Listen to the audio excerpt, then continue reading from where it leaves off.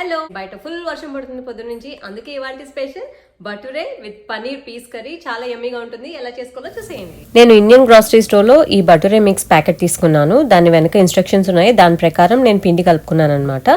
So దీనిలో మనకు ఒక ప్యాకెట్ ఇచ్చారు. సో అది యాడ్ చేసి కొంచెం వాటర్ అలాగే పెరుగు యాడ్ చేసుకుని మనం కొంచెం మంచిగా పూరి పిండిలాగా కలుపుకోవాలన్నమాట.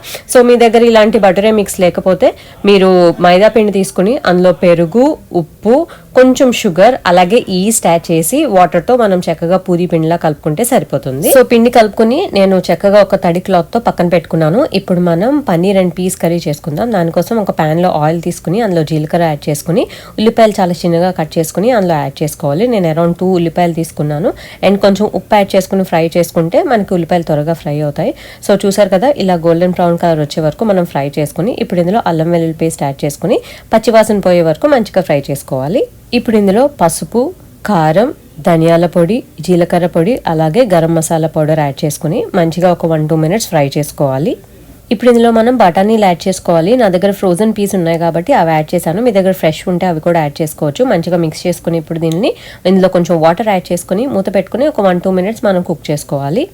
2 మినిట్స్ తర్వాత ఇందులో మనం చిన్నగా చాప్ చేసుకున్న టొమాటో పీసెస్ యాడ్ చేసుకోవాలి. ఈ ఆనియన్స్, టొమాటోస్ అన్ని కూడా నేను చాపర్లో చేశాను. అప్పుడు చిన్న చిన్న ముక్కలు వస్తాయి. కర్రీ కూడా చాలా టేస్టీగా ఉంటుంది.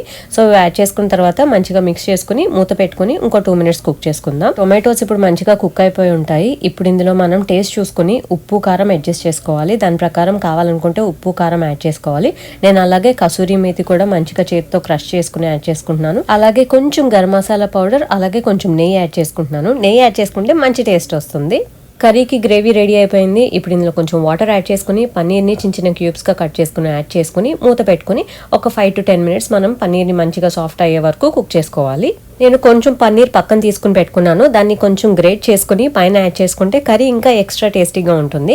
సో ఇలా యాడ్ చేసుకుని మంచిగా మిక్స్ చేసుకుని ఫైనల్లీ కొత్తిమీరతో మనం గార్నిష్ చేసుకుని పక్కన పెట్టేసుకుంటే ఎంతో టేస్టీగా ఉండే peas and paneer curry ready అయిపోతుంది. అండ్ నెక్స్ట్ ఇప్పుడు మనం బటురే చేసేసుకుందాం. మనం బటురేకి పిండి కలిపి పెట్టుకున్నాం కదా, సో పూరి కన్నా కొంచెం పెద్ద సైజ్ తీసుకోవాలి.